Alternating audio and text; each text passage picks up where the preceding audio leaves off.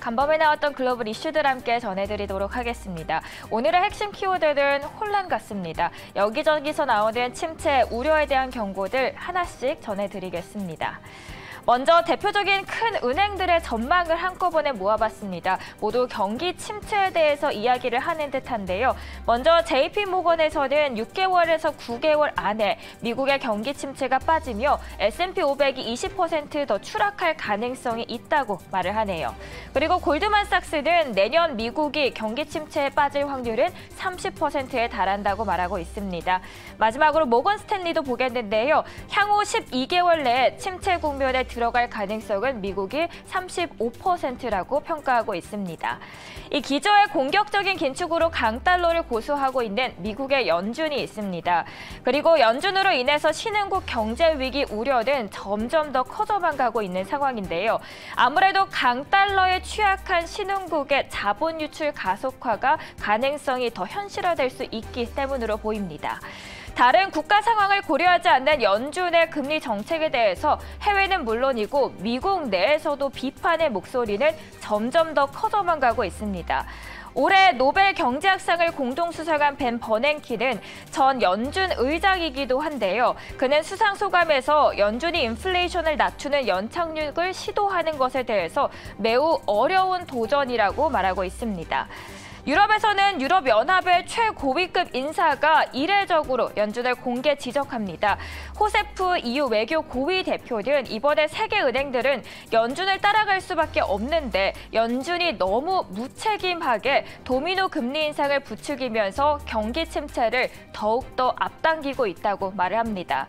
그의 연준 저격은 IMF 총회가 시작된 가운데 나왔는데요. 세계 경제가 예상보다도 더 급격하게 둔화되고 있다고 언급하면서 이 내년 세계 경제 성장률의 전망치를 2.7%로 다시 하향했습니다. 벌써 올해 들어서만 무려 세 번째입니다. IMF는 너무 빠른 속도로 금리 인상을 하는 글로벌 은행들의 중앙 움직임을 주시하고 있습니다. 전 세계 물가 상승률이 지난해 4.7%에서 올해는 8.8%까지도 상승할 것으로 예상 중입니다. 거의 2배가 넘는 수준이네요. 특히 영국의 상황이 더욱더 심각해 보입니다. IMF는 내년 말쯤에 인플레이션이 주요 7개국, 다시 말해서 G7 국가 중에서 영국이 최고치를 기록할 것으로 예상합니다. 그 근거로는 감세가 목표로 한 경기 부양 대신 오히려 감세가 경기 성장을 억누를 것이라는 경고를 내놓고 있습니다. 그러면 우리나라가 받는 타격은 어느 정도일까요? 한국의 상황도 함께 찾아봤습니다. 추경호 부총리 겸 기획재정부 장관은 이번 상황에 대해서 내년 경기 둔화 전망이 압도적으로 많은데 특히 내년 상반기에는 더욱더 어려워질 것이라고 말하면서 침체가 기본적으로 깔고 가는 시나리오라고 말을 합니다. 앞으로 경제 전망에 대해서 이렇게 예의주시하시면서 침체에 대비하시면 좋겠습니다. 이번에는 두 번째 이슈로 넘어가겠습니다. 미국 의회가 전 세계적인 에너지 위기에도 원유 감산을 결정한 사우디아라비아에 대해서 단단하게 화가 난 셈입니다.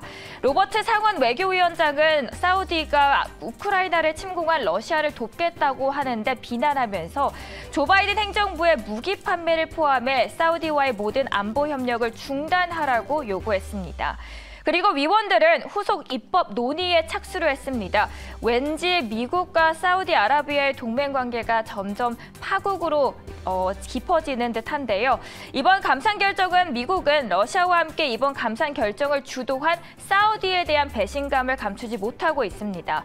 더구나 바이든 대통령이 인권 외면 논란을 무릅쓰고도 올해 7월이었죠. 7월 사우디를 방문했음에도 불구하고 사우디가 미국을 무시한 채 노골적으로 러시아 편을 드는 것 아니냐는 불만도 터져나옵니다.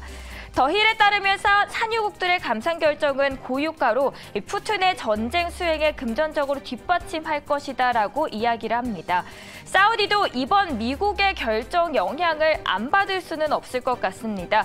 국방 안보 분야에서 미국 무기에 크게 의존하고 있기 때문인데요. 어느 정도냐면요. 미국이 해외에 판매하고 있는 무기 전체 중에서 23%를 사우디가 사들이고 있습니다. 그래서 미국은 종종 지렛대 역할로 미국의 무기 중단을 내놓기도 하고 있죠. 다만 미국이 이번에는 무기 수출 금지로 끝날 기세가 보이지는 않습니다. 하원 의원은 사우디 주둔 미국 병력과 또 무기를 철수하는 법안을 마련하면서 상원은 오펙을 반독점 위반으로 처벌할 수 있는 법안을 포함해 모든 입법적인 수단을 강구하면서 강경 대응에 나서고 있습니다.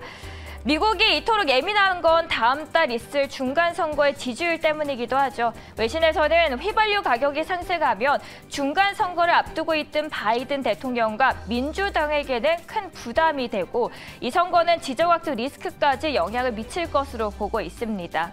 이렇게 외신에 대해서 오펙 산유국들의 감산 결정이 미국의 상황을 어떻게 또 영향을 미칠지까지 알아봤습니다. 오늘 이렇게 두 가지 이슈 함께 하셨고요. 이어지는 앵커 브리핑 시간에서 더 자세한 이야기도 함께 해주시죠.